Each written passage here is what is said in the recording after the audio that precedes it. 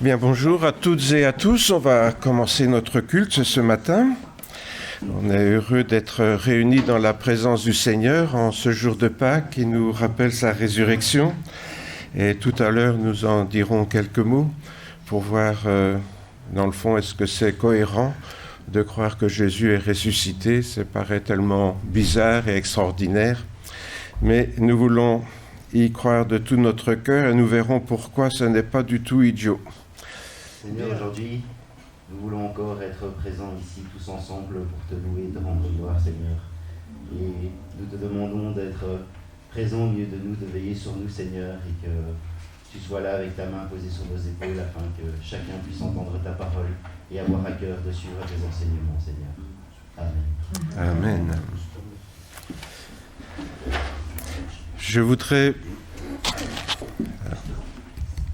voudrais vous passer une petite vidéo pour un peu trouver un moment de plaisir supplémentaire dans ce culte. Je voudrais revenir un petit peu en arrière par rapport à la résurrection de Jésus, à son entrée triomphale dans Jérusalem.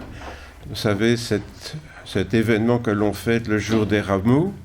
Et vous allez comprendre pourquoi je voudrais le passer avec vous. Il approchait déjà de Jérusalem, donc Jésus, vers la descente du mont des Oliviers, lorsque tous les disciples, en foule, saisis de joie, se mirent à louer Dieu à haute voix pour tous les miracles qu'ils avaient vus.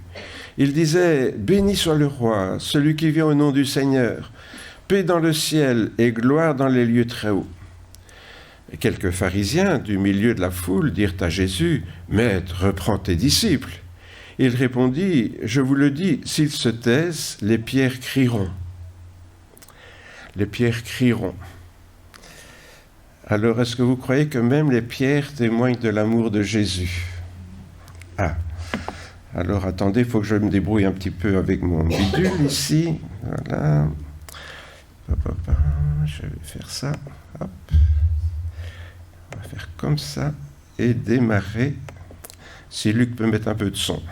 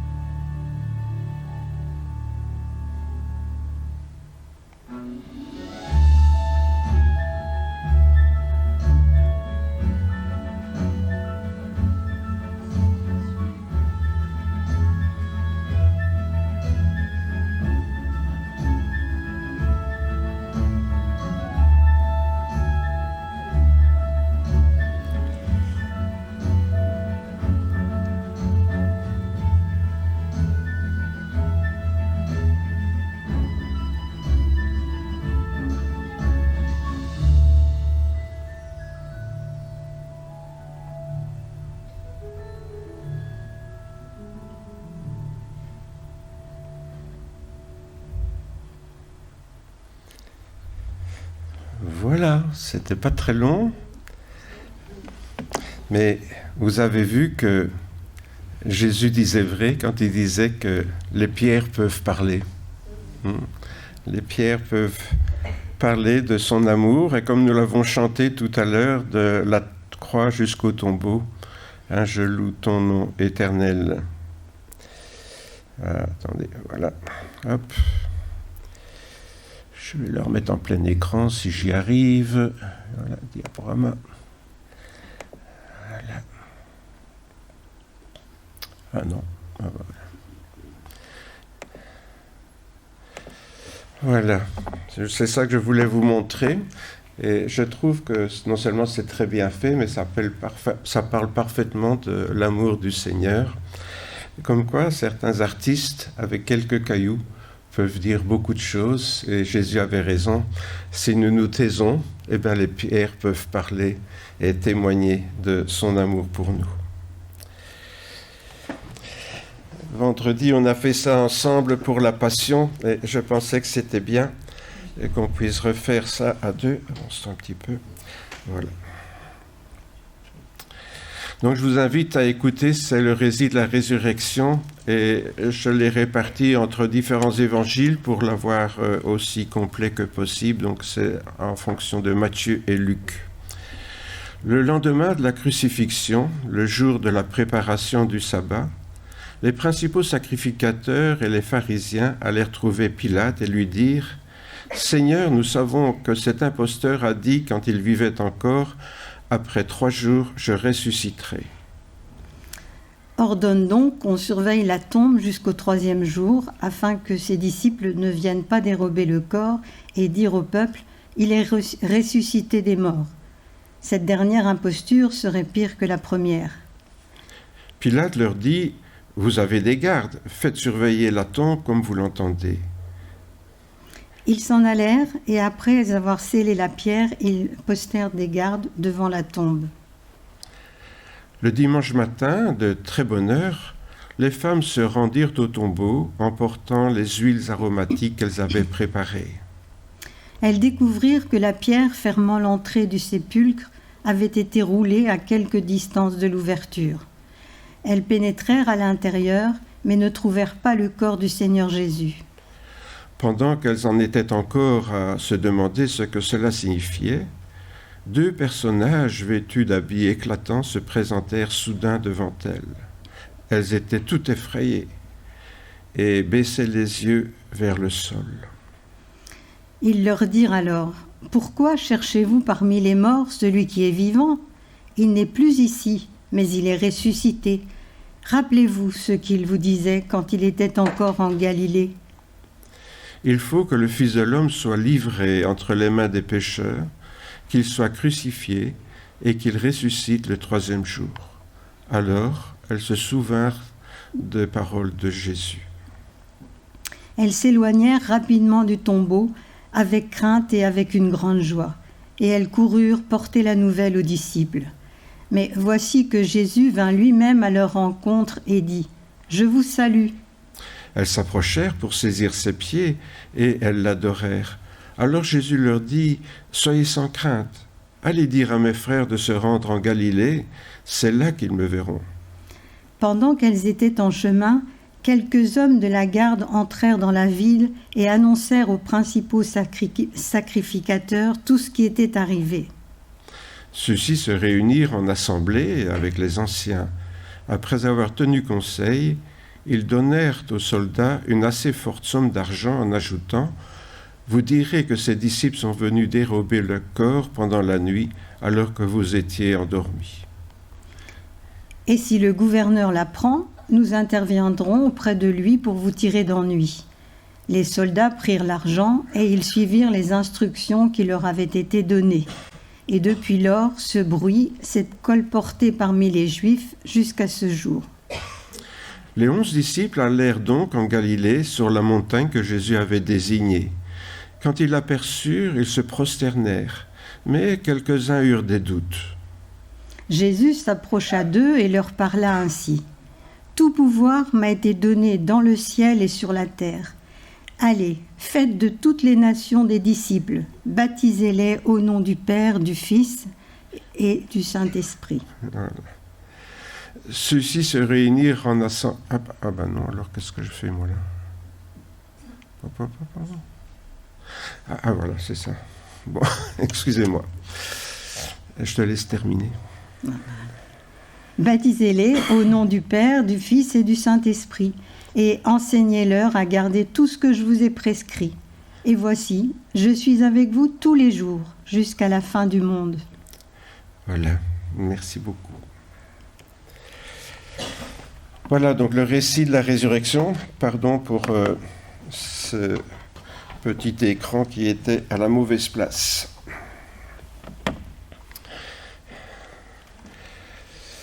Ce matin, j'aimerais parler avec vous de Pâques, de la résurrection du Seigneur. Donc, le mot Pâques, en fait, vient du judaïsme, puisque c'était le même jour, la fête de Pâques chez les Juifs. Ils ont aussi une fête de Pâques, mais qui leur rappelle la sortie d'Égypte.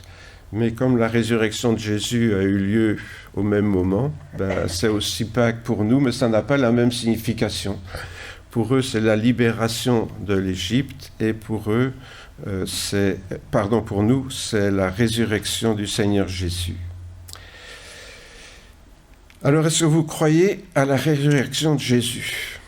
Parce que franchement, c'est une histoire tellement incroyable. Vous savez, lorsqu'on parle de ça aux gens, ils disent « Oui, mais enfin, c'est symbolique. C'est pas possible que Jésus soit ressuscité. » Et il faut dire que, comme Matthieu l'avoue, je ne sais pas si vous l'avez remarqué lors de la lecture, ça paraît assez naïf, mais au moins c'est honnête. Il aurait pu ne pas dire ça, Matthieu, mais il dit, il y a quelques-uns qui ont eu des doutes, même parmi les disciples de Jésus, pas forcément pendant les 12 apôtres, il avait d'autres disciples, mais certains eurent des doutes à propos de la résurrection de Jésus.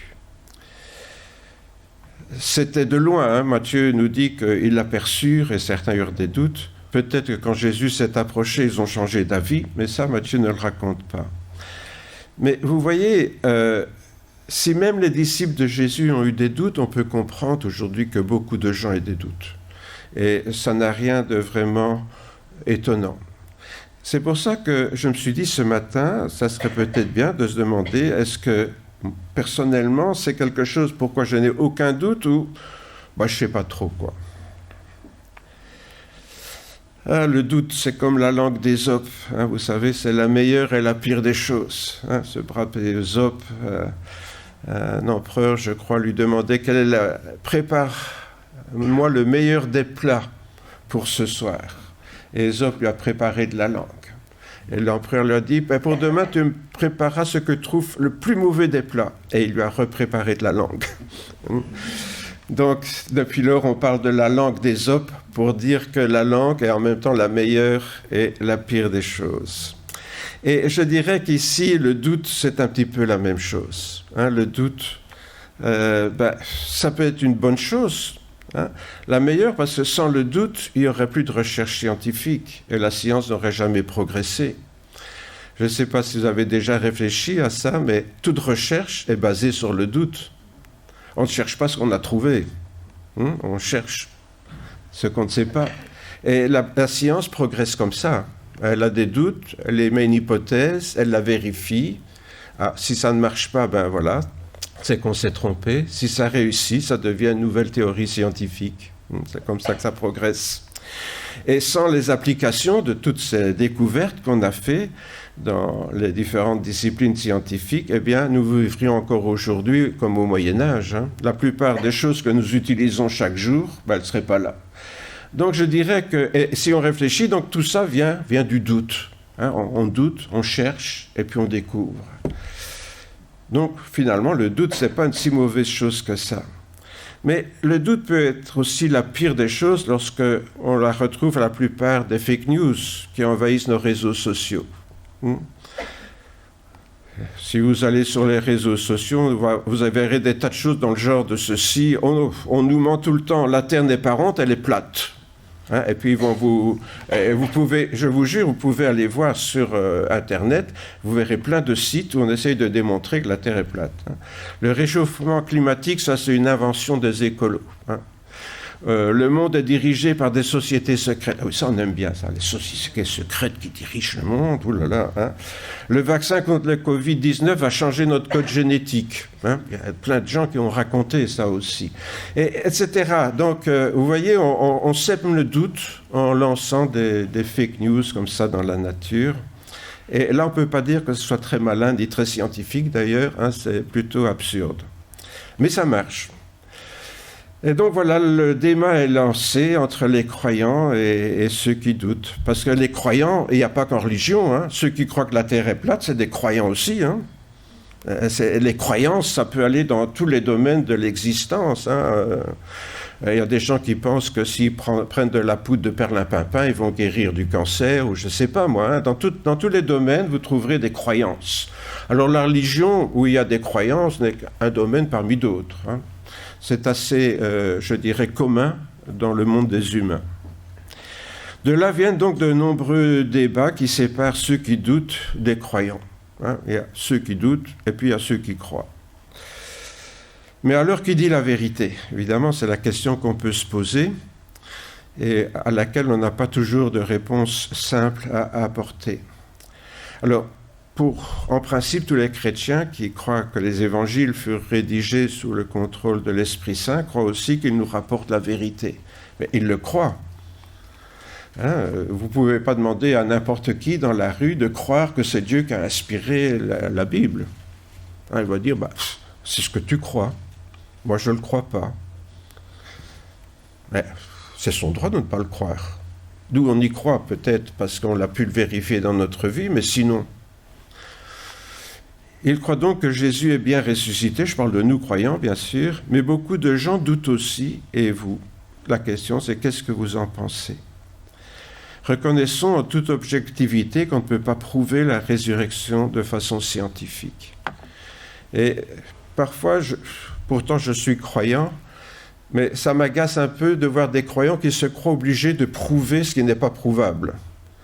Et on fait même des films pour prouver que Jésus est ressuscité. Vous voyez? Enfin, on en a fait un ou moi, mais je pense qu'il y en a plusieurs. Hein, on veut apporter la preuve que Jésus est ressuscité, mais c'est impossible. Comment voulez-vous prouver que quelqu'un est ressuscité? C'est quelque chose que l'on croit ou que l'on ne croit pas, mais on ne peut pas le prouver. Car la foi chrétienne, dans la résurrection du Christ, elle repose sur quoi? Elle repose sur aucune preuve, elle repose sur des témoignages. Les témoignages des disciples de Jésus qui ont vu Jésus ressuscité.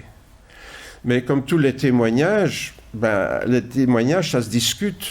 Hein, même au tribunal, on fait se recouper plusieurs témoignages parce que tout le monde ne raconte pas exactement la même chose. Et puis le jury doit essayer de faire la synthèse de tout ça pour s'y retrouver et dire au milieu de tous ces témoignages, qu'est-ce qui est vrai. Il y a des tas de gens qui vous jureront la main sur la Bible qu'ils ont vu des extraterrestres. Hein. Bon, voilà, c'est comme ça. Hein. Donc, un témoignage est intéressant, mais ce n'est pas une preuve.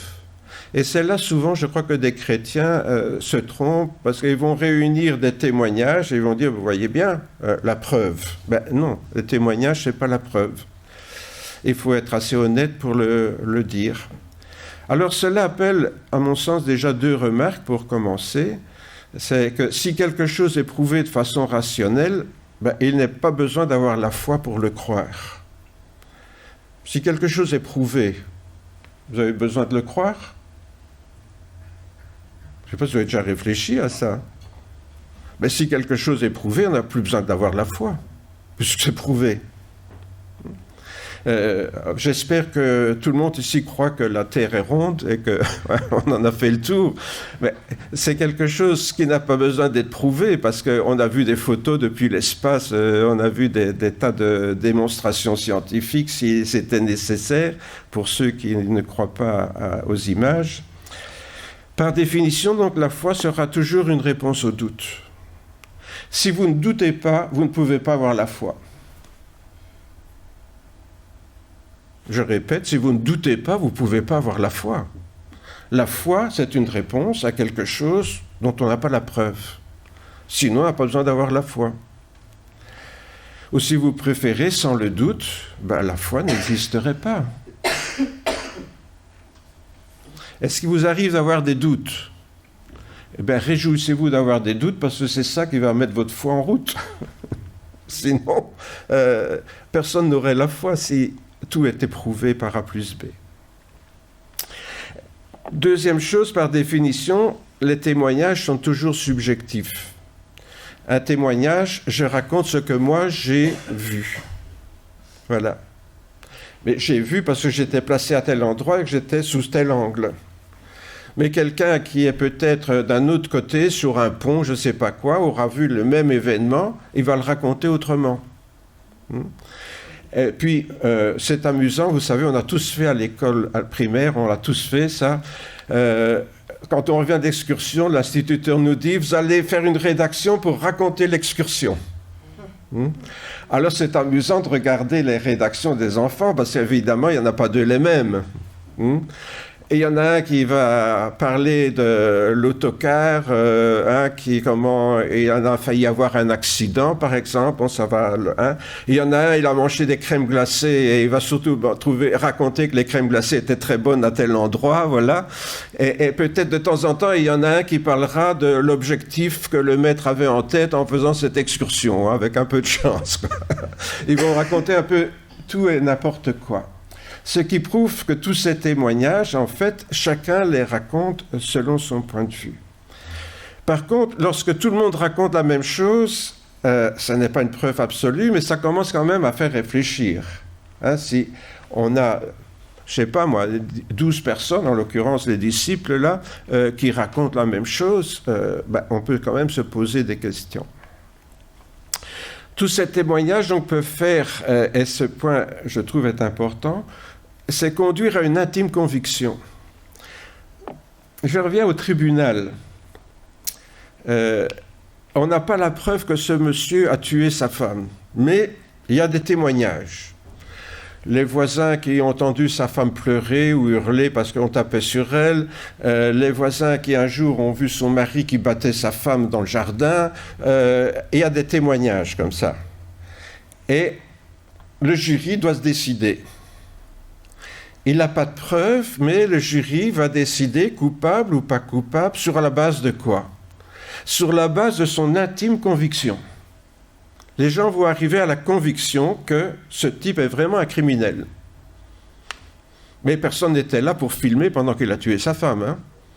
Et encore, un film, ça se trafique. Donc, vous voyez... Donc, l'intime conviction est quelque chose qui peut conduire à une certitude, bien qu'il n'y ait pas de preuve en absolu. Alors, reconnaissons-le, il n'existe aucune preuve objective de la résurrection de Jésus, puisque c'est de ça qu'on parle ce matin, mais il y a quand même une certaine conviction qui peut naître en nous sur le seul fondement du témoignage des disciples que nous trouvons dans la Bible. Et finalement, cette conviction que nous avons, personnellement je l'ai profondément dans mon cœur, que Jésus est ressuscité, c'est parce que je vois qu'il y a, première chose, des témoignages qui concordent. Lorsqu'on lit les évangiles, tout d'abord je voudrais dire que souvent cette intime conviction, elle est suffisante en tout cas pour conduire à une rencontre personnelle avec le Christ ressuscité.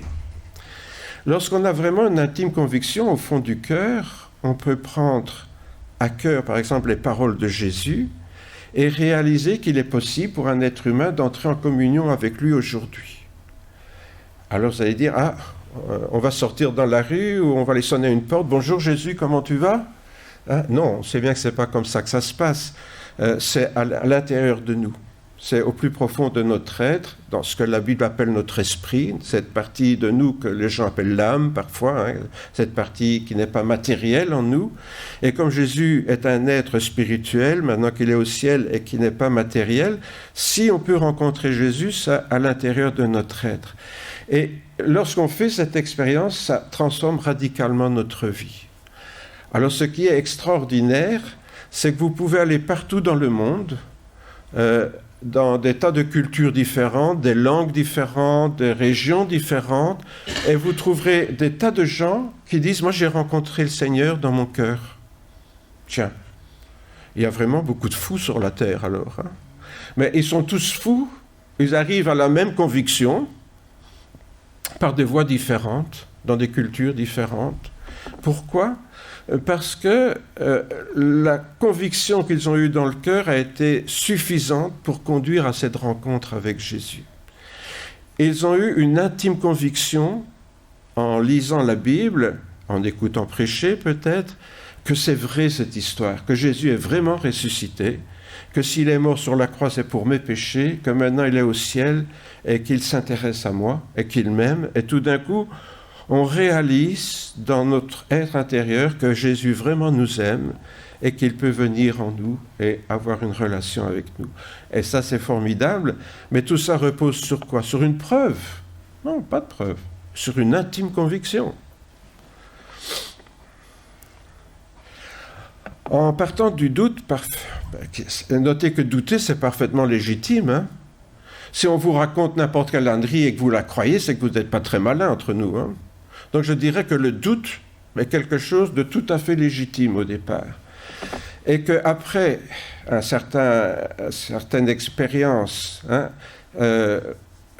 on peut arriver à cette intime conviction. On se rend compte que tous les gens qui arrivent à cette intime conviction, comme je viens de le dire, font cette même expérience après de rencontre avec le Seigneur. En tout cas, moi, je voudrais vous inviter quelques instants maintenant à suivre le chemin qui, personnellement, m'a conduit à avoir dans le fond de mon cœur cette intime conviction. Bien sûr, cette intime conviction n'est qu'une étape. Après, il faut rencontrer le Seigneur. Mais ça commence par cette réalité, au fond de notre être, qu'on est convaincu que ce n'est pas d'histoire, mais que c'est vrai.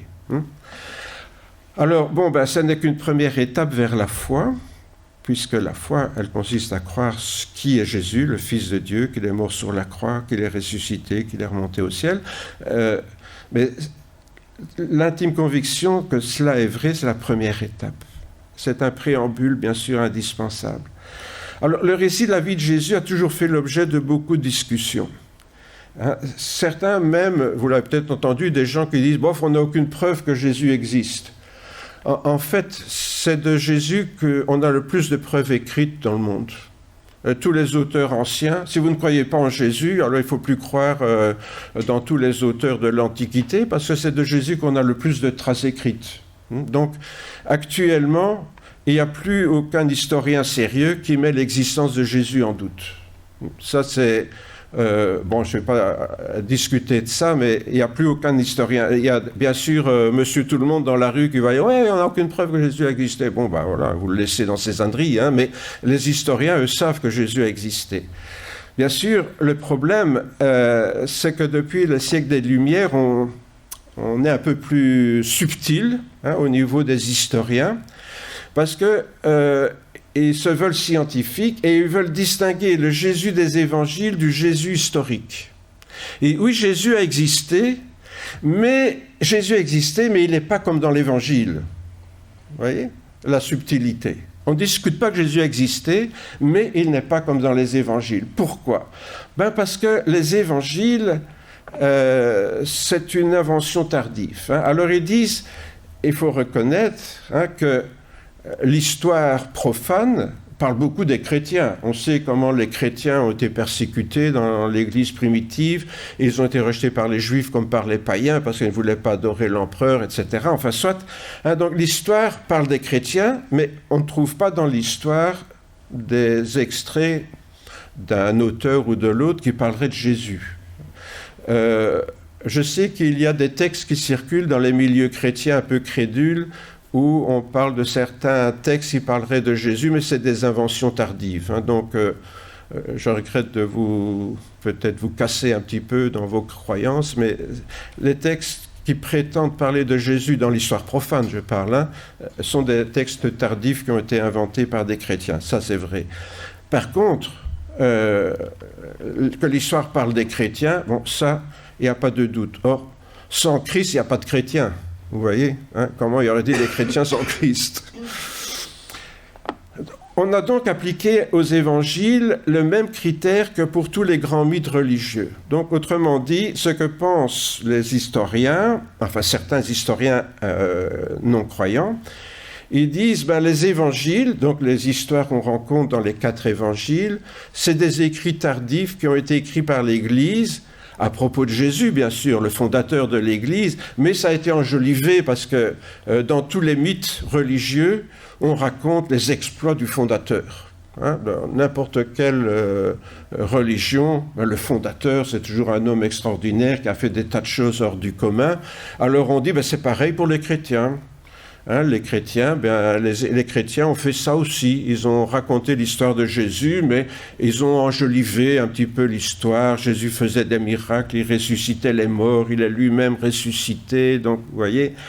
Et c'est ainsi qu'on a éliminé tous les éléments surnaturels qui sont dans les évangiles. Si vous voulez, ils vont lire les évangiles, mais chaque fois qu'il y a quelque chose qui ne répond pas aux lois physiques de notre univers, on dit « Oh, mais ça, c'est une invention, quoi. » Que Jésus arrête la tempête d'un geste de la main, non, ça c'est pas possible, donc ça c'est inventé. Que Jésus guérisse des lépreux instantanément, c'est pas possible, donc c'est inventé.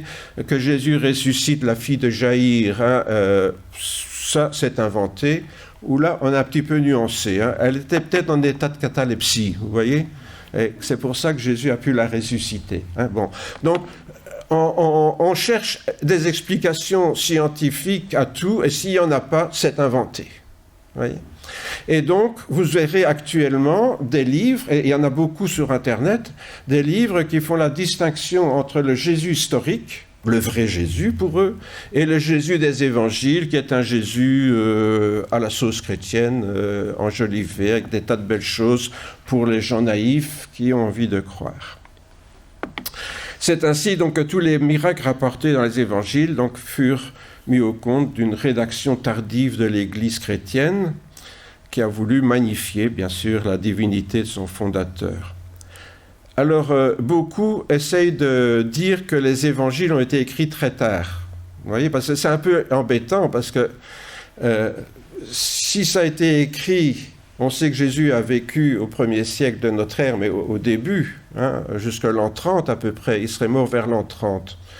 Il est né en moins 6 ou moins 7, mais il est mort en l'an 30. Si on trouve des écrits qui parlent de Jésus à cette époque-là, c'est difficile de les mettre en doute. Vous voyez, donc on va dire, il a fallu longtemps que les gens racontent, qu'ils racontent à Paul, qu'ils racontent à Pierre, qu'ils racontent à Jacques, et puis au fur et à mesure qu'on raconte, ça se transforme. Alors, il raconte ce que tout le monde a déjà fait, peut-être. Vous savez, on fait ça dans les camps scouts ou dans les réunions de jeunes. On fait un cercle, et il y en a un qui dit une phrase tout bas à son voisin. Et après, il la répète tout bas à son voisin. Et puis, ça continue. Vous avez déjà fait ça? Et puis, quand ça arrive au bout, c'est une autre phrase, quoi. Bon, on dit, vous voyez, c'est pareil avec les évangiles. Les évangiles, au fur et à mesure qu'on les racontait, il y en a un qui rajoutait un petit truc ou qui en supprimait un, et c'est comme ça que ça a changé. Manque de peau, maintenant, on trouve des documents qui datent vraiment de la fin du 1er siècle. On a même des fragments de l'évangile de Marc qui datent de l'an 50, donc testés au carbone 14 et tout. Donc la théorie d'une écriture très tardive des évangiles commence à battre un peu de l'aile. C'est ça qu'il y a de bien noté avec la science, c'est qu'à un moment donné, on peut y mettre des hypothèses. Ah oui, ça a été écrit très tard, mais il y a une autre science qui teste les documents carbone 14 qui dit « Ah non, parce que ce papyrus-là, il date de telle année. » Ah bon, alors c'est pas très tard, c'est plutôt plus tôt. Vous voyez? Donc, il ne faut pas toujours tirer à boulet rouge sur la science. Je fais une petite parenthèse. Le problème à la science, c'est quand c'est des athées qui veulent prouver l'athéisme. Mais on a le même côté du côté religieux. Quand les religieux veulent faire jouer la science pour prouver qu'ils ont raison de croire, on arrive aux mêmes aberrations. Vous voyez ?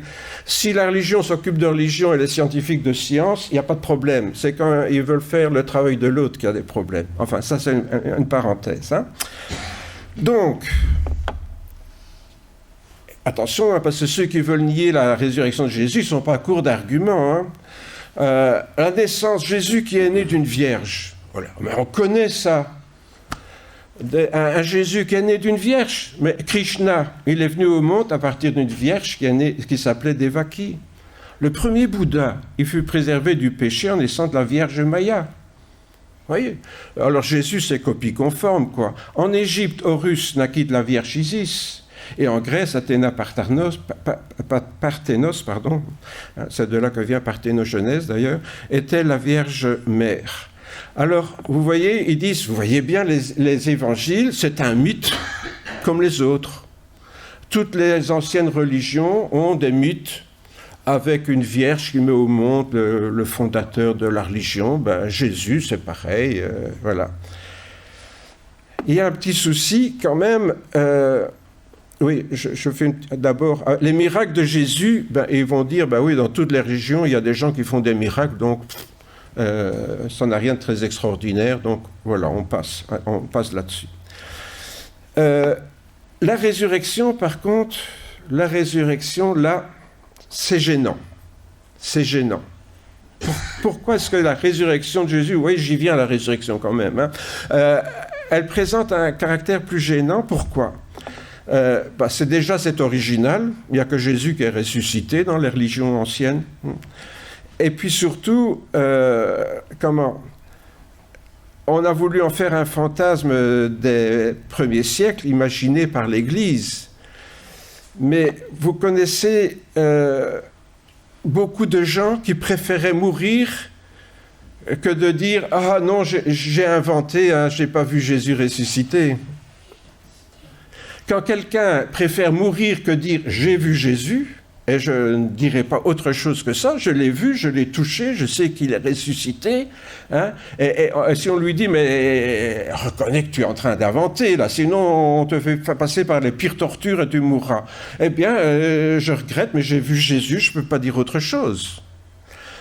Bon, un qui fait ça, d'accord. 2, 3, 4, des dizaines, des centaines. À un moment donné, on se pose quand même des questions. Non ? Vous connaissez beaucoup de gens qui sont prêts à mourir plutôt que de reconnaître qu'ils se sont trompés. Vous voyez pourquoi la résurrection, elle est vraiment casse-pied pour les gens qui ne veulent pas croire à l'Évangile. C'est vraiment la pierre d'achoppement, cette histoire de la résurrection de Jésus. Certes, on pourrait l'expliquer par un phénomène de folie collective, hein, ou de manipulation de mass média, mais enfin, bon, c'est un peu tiré par les cheveux, parce que le problème, c'est que Jésus, il n'est pas arrivé une fois à une foule. Donc là, vous savez, on peut manipuler des foules que tout le monde fait la même chose. Hein. Vous avez déjà vu dans certains, comment on dit, les prestidigitateurs et tout ça, là, qui disent tout le monde va se tenir les mains comme ça. Maintenant, essayez de séparer vos mains, vous n'y arriverez pas. Vous voyez ? Bon, et ça marche avec la plupart des gens. Pourquoi c'est de la suggestion, ça ? Hein, collective. Donc il y a des phénomènes comme ça qui sont purement psychologiques. Hein. Donc on dit, oui, ceux qui ont vu Jésus, là, c'est une foule qui croit avoir vu Jésus parce qu'on leur a suggéré que Jésus était là et ils l'ont cru, quoi. Voilà. Donc manipulation de masse ou folie collective, ça arrive aussi. Mais le problème, c'est que Jésus, ils l'ont vu par petits groupes, parfois tout seul, et dans des circonstances très différentes. Hein, une fois, Jésus leur apparaît alors qu'ils sont dans une pièce complètement fermée. Tout d'un coup, Jésus est là. Waouh! Comment il fait pour passer à travers les murs? Tout d'un coup, Jésus est là. Quand on raconte ça à Thomas, comment il dit à ses copains, là? Pourtant, il a vécu avec Jésus pendant 3 ans et avec les disciples. Et tous les autres disciples, on a vu Jésus. Hein, pas fou, hein? Moi, je veux bien croire que Jésus est ressuscité, mais il faut que je mette ma main dans les trous de ses mains. Hein, et dans son côté où il a reçu le coup de lance. Hein, sinon, ça, je ne crois pas. Hein.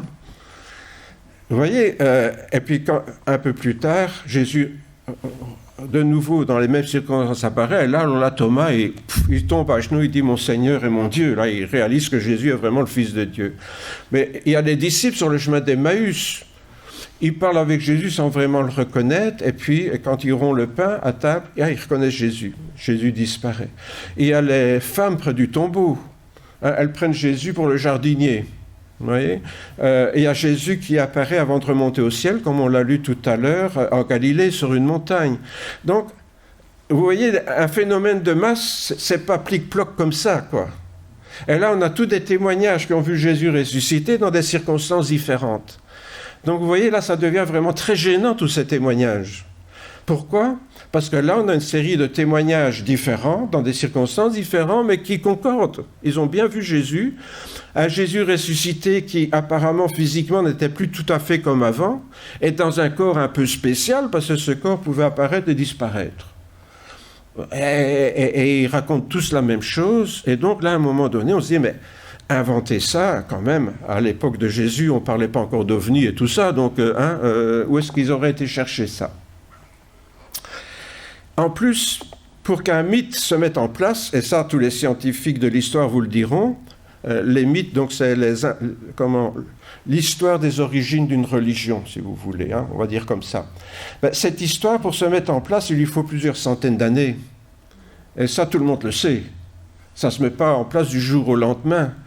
Or, l'apôtre Paul, 50 ans, enfin peut-être à peine quelques années après que Jésus soit mort, parle de Jésus et de sa résurrection. Un mythe, ça ne se crée pas comme ça. Vous voyez, un mythe historique, il faut des centaines d'années pour qu'il se crée. Et c'est pour ça que la résurrection de Jésus embête bien les historiens athées. C'est vraiment ce qui les gêne. Une naissance virginale, on peut dire, ça va, rien de neuf. Des miracles, rien de neuf. On a vu ça ailleurs.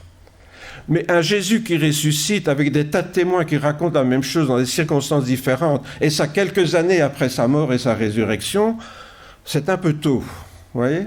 C'est un peu précipité. Si c'était seulement dans les évangiles, puisqu'ils disent que les évangiles ont été écrits au 3e, 4e siècle, admettons, mais il reste l'apôtre Paul, et ce qu'il y a de bien avec l'apôtre Paul, c'est que personne ne doute de ses écrits. Tous les historiens sont d'accord pour dire que les écrits de Paul sont authentiques. Donc là, avec les écrits de Paul, il y en a tellement d'ailleurs que ça a été, comment dirais-je, distribué dans tout l'Empire romain tellement tôt qu'il n'y a plus un historien qui va douter de l'apôtre Paul et de ses écrits. Pourquoi ? Parce qu'à peine une dizaine d'années après la mort de Jésus, donc l'apôtre Paul écrit à propos des tas d'épîtres, des lettres aux églises qu'il a fondées, et toujours on voit que la résurrection de Jésus est au centre de sa prédication. Quand l'apôtre Paul prêche, c'est la résurrection, la mort et la résurrection de Jésus. C'est au centre de sa prédication. On peut dire que la résurrection de Jésus, c'est le cœur de l'évangile. D'ailleurs, l'apôtre Paul, quand il écrit aux Corinthiens, je vous lis, il écrit ceci: « Si les morts ne ressuscitent pas, Christ non plus n'est pas ressuscité. Et si Christ n'est pas ressuscité, votre foi est vaine. Vous êtes encore dans vos péchés, et par conséquent, ceux aussi qui sont morts en Christ sont perdus. Et si c'est dans cette vie seulement que nous espérons en Christ, nous sommes les plus malheureux de tous les hommes. Mais maintenant, Christ est ressuscité des morts, il est les prémices de ceux qui sont morts. » L'apôtre Paul est très clair, il dit: si Christ n'aurait pas ressuscité, la foi chrétienne, on fait une croix dessus, elle n'a plus de sens. Ça veut dire quoi si Jésus n'est pas ressuscité? Ça veut dire qu'il n'était pas le Fils de Dieu, que c'était un homme comme vous et moi. Donc, on ne parle plus de la foi chrétienne. Mais pour beaucoup, cette affirmation catégorique de l'apôtre Paul paraît un peu trop claire. Alors on dit: oui, mais ça c'est... Il a dit ça, mais c'est une manière de parler. Alors aujourd'hui, vous trouverez des chrétiens qui parlent comme ça. C'est ce qu'on appelle la théologie libérale. Des chrétiens qui lisent les évangiles en éliminant tous les miracles. Donc, dans les églises réformées, pas toutes les églises réformées, mais certains pasteurs réformés ne croient pas du tout aux miracles et symbolisent tout ça. Chaque fois qu'on parle de la résurrection, c'est parce que Jésus, quand on pense à lui, c'est comme s'il était là, il est là dans nos pensées, donc c'est comme s'il n'était pas mort. Vous voyez, c'est comme vous, quand vous passez à votre grand-mère qui est morte, d'un côté, elle est toujours vivante, votre grand-mère, parce que vous pensez à elle, vous pensez comment elle était gentille avec vous et tout ça. Donc elle n'est pas vraiment morte, elle est toujours vivante. Et certains, aujourd'hui, je vous assure, des pasteurs parlent de la résurrection de Jésus comme ça. Jésus, il est là dans nos pensées, donc il n'est pas mort. C'est symbolique. La résurrection, c'est symbolique. Mais l'apôtre est très clair, si Jésus n'est pas mort et ressuscité, alors de quoi on parle ? Autrement dit, pour eux, c'est faire preuve de naïveté ou d'obscurantisme que de croire à la résurrection de Jésus. Ou alors, on peut considérer que Paul était une sorte de mystique exalté qui croyait vraiment des inepties et qui proclamait ces inepties à tout vent. Notons pourtant qu'à son époque, Paul ne s'adressait pas à des gens plus naïfs ou plus stupides que nous à notre époque. Les gens de tout temps ont pu faire la différence entre ce qui est réel et ce qui est inventé. Il n'a pas fallu attendre le XXIe siècle pour faire la différence. D'habitude, quand Paul annonçait l'Évangile, vous savez qu'il a beaucoup voyagé dans la Turquie actuelle, la Grèce, la Macédoine actuelle, toutes ces régions là où il a évangélisé. Et partout où il passait, il annonçait l'Évangile et les gens, ça les intéressait d'entendre l'apôtre Paul parler. Mais chaque fois qu'il affirmait que Jésus était ressuscité, alors là, c'est un peu too much. Là, jusque-là, ça va, Paul, mais avec ta résurrection de Jésus, arrête, parce que là, tu exagères. Et c'est ce qui se passe à Athènes. Donc, il parle devant tous les intellectuels d'Athènes, à l'Aréopage, donc c'est vraiment l'élite intellectuelle. Et tout le monde l'écoute vraiment avec attention. Et puis, lorsque les membres de l'Aréopage d'Athènes entendent Paul parler de résurrection des morts, les uns se moquent de lui et les autres disent « Bon, on t'écoutera un autre jour, Paul, quand tu reviendras. » Une manière de dire poliment « Bon, Paul, je crois qu'on va en rester là pour aujourd'hui. » Vous voyez, c'est toujours la résurrection qui ne passait pas, qui était indigeste. Le reste, ça allait. Mais la résurrection, ça ne marchait vraiment pas. Un peu plus tard, d'ailleurs, Paul comparait devant le roi Agrippa et Festus, le procurateur romain. Donc, le roi Agrippa, c'était celui qui avait succédé à Hérode, et Festus, c'est celui qui avait succédé à Pilate. Donc, ça se passe quelques années plus tard. Et il est devant eux. Alors, Paul dit ceci, voilà, « Je rends témoignage de ce que les prophètes et Moïse ont déclaré, à savoir que le Christ souffrirait, qu'il ressusciterait le premier d'entre les morts et qu'il annoncerait la lumière au peuple juif et aux païens. » En entendant ces paroles, Festus dit « Tu es fou, Paul, ta grande érudition te pousse à la folie. » Festus est prêt à écouter tout ce que Paul raconte de Jésus, d'un homme qui prêche l'amour, qui fait des miracles, qui fait du bien autour de lui. Tout ça, ça va. On est d'accord d'écouter parler de ça. Mais quand il parle que Jésus est ressuscité, et d'ailleurs, on a lu vendredi soir le texte d'Ésaïe 53, qui parle de la mort de Jésus, etc., on voit que déjà, avant la venue de Jésus, tout ce que Jésus a fait était annoncé d'avance. Et Paul signale ça. Mais la résurrection, non, Paul, là tu deviens fou, Paul.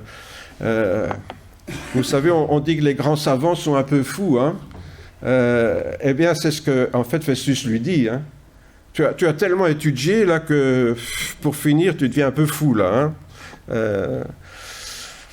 Aujourd'hui encore, donc, la résurrection du Christ demeure la chose inacceptable pour les non-croyants. C'est vraiment le truc qui ne passe pas, le truc indigeste. Il faut bien dire qu'il demeure aussi une pierre d'achoppement dans le jardin de certains chrétiens, je viens de vous le rappeler, même aujourd'hui, certains chrétiens rationalistes, disons, je ne sais pas très bien comment on peut être rationaliste à propos de choses spirituelles, mais bon, ils veulent des preuves, et comme ils n'en ont pas, ils symbolisent tous les miracles de Jésus. Vous voyez ? Donc ils lisent, en fait, ce sont des chrétiens qui lisent les évangiles comme des incroyants, on peut dire ça comme ça. D'ailleurs, la plupart du temps, leur théologie, c'est très proche de la libre pensée. Alors, qu'est-ce qui dérange tellement dans les affirmations de l'apôtre Paul ? Quel serait l'enjeu si Jésus était vraiment ressuscité ? Mettons-nous maintenant à la place. Pourquoi ça les dérange tellement que Jésus soit ressuscité ? Et surtout s'il est ressuscité dans un corps glorieux. Si c'est vrai que le corps de Jésus est différent, qui peut apparaître et disparaître, là, on n'est plus dans notre système terrestre, ni même dans notre univers, où la matière est soumise à certaines lois, et où tout fonctionne selon des lois physiques bien déterminées. Bon, certaines continuent à être approfondies, comme les histoires des trous noirs, de la matière noire, etc. Et on cherche encore certaines choses, mais le reste de l'univers, on commence à être connaître. La physique quantique, on commence aussi à connaître. Donc toutes ces choses, on maîtrise assez bien à notre époque. Mais que quelqu'un puisse apparaître et disparaître, ça veut dire qu'il est hors de notre univers, qu'il est dans un corps qui n'est plus qui répond dans les lois de notre univers. Ça veut dire quoi en clair ? Ça voudrait dire qu'il est Dieu. S'il est à l'extérieur de notre univers, c'est qu'il est Dieu. Et c'est ça qui dérange. Comment... notez, pour le début de l'univers, c'est le même problème. On essaie de trouver des tas d'explications pour essayer de prouver que ce n'est pas Dieu qui a mis les lois de l'univers en place. Or, on le sait, je le répète tout le temps, la pensée précède toujours la matière. Hein. Donc, si la matière existe, c'est qu'il y a eu une pensée préliminaire qui a permis qu'elle existe. Mais ici, l'enjeu, c'est le même qui a poussé les gens à condamner Jésus à mort. Et ce dont on parle, bien sûr, je viens de le dire, c'est de sa divinité. Tout le monde veut bien admettre qu'il fut une sorte de Gandhi ou de Mère Teresa. Vous voyez, quelqu'un qui faisait du bien, qui avait des bonnes idées, des idées d'amour, etc. Et pour beaucoup de gens, aujourd'hui, Jésus, c'est de cet ordre-là, quoi. C'est une sorte de Gandhi ou de Mère Teresa, là, hein, qui fait du bien, qui a fait du bien autour de lui. Donc c'est un bon exemple à suivre. Voilà. Hein, pour beaucoup de gens, c'est un bon exemple. Éventuellement, on ne croit pas que Jésus est le Fils de Dieu, mais on va mettre son image au-dessus du frigo avec Mère Teresa et Gandhi et quelques autres. Là, hein. Ça, il n'y a pas de problème. Pour, même avoir sa photo ou sa image sur son frigo, là, ça va. Mais accepter qu'il est le Fils de Dieu, c'est complètement déraisonnable. C'est ça qui dérange.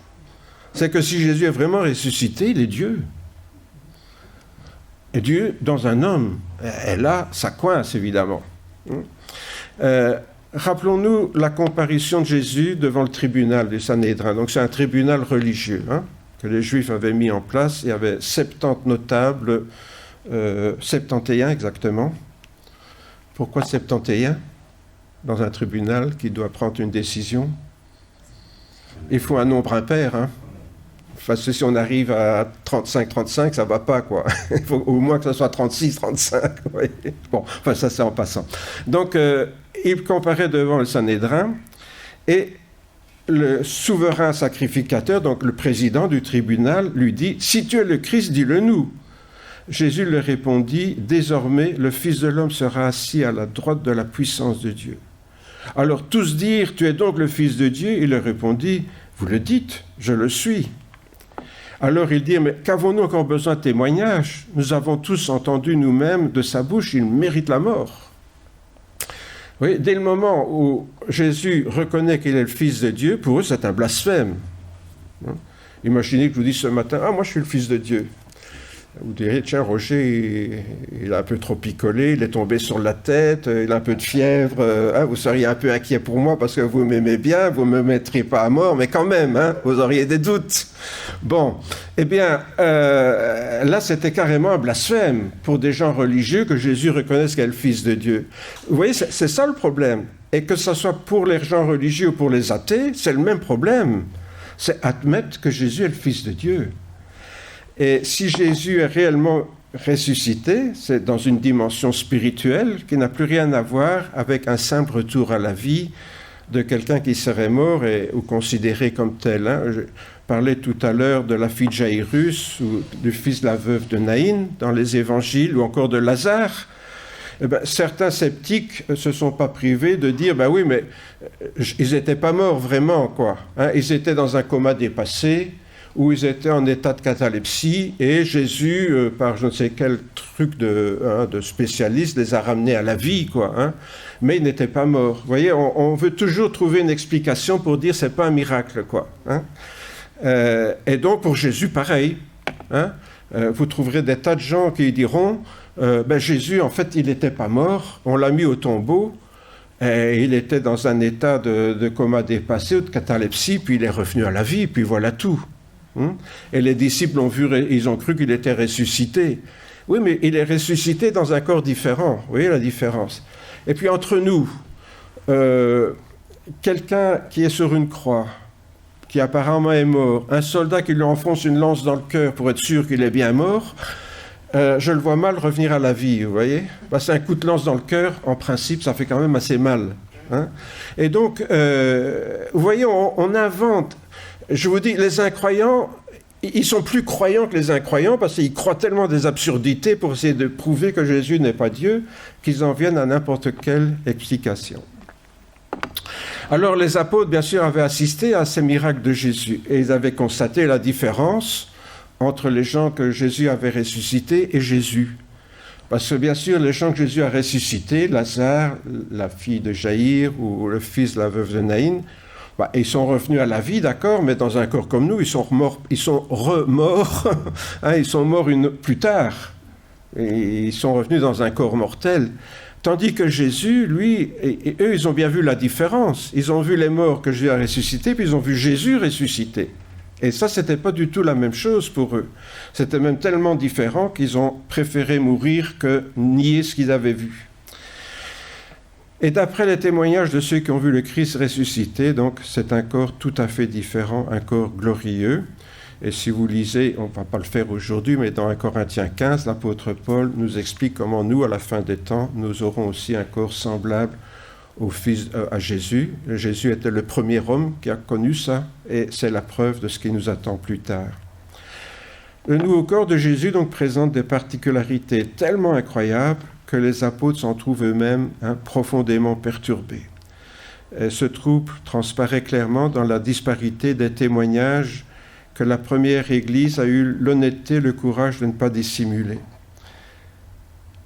Oui, pourquoi? Parce qu'en principe, quand on invente quelque chose, on essaye d'inventer quelque chose qui se tient. Vous voyez, où il n'y a pas de contradiction.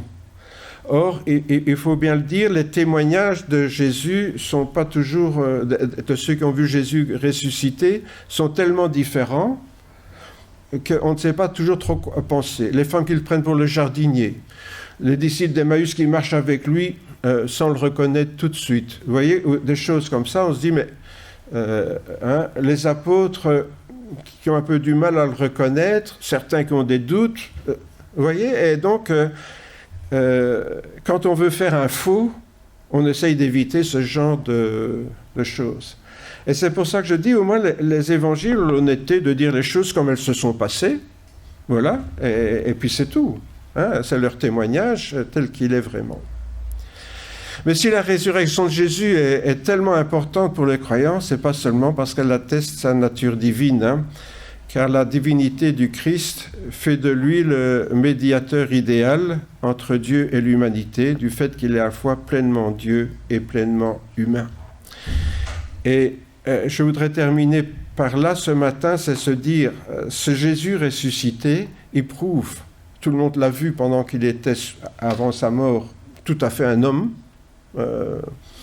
Et puis, une fois ressuscité, il montre sa nature divine. Bon, sa nature divine était déjà visible par les miracles qu'il faisait, mais certains en doutaient. Donc, ici, cette nature à la fois divine et humaine prouve qu'il est vraiment l'intermédiaire parfait entre les hommes et Dieu.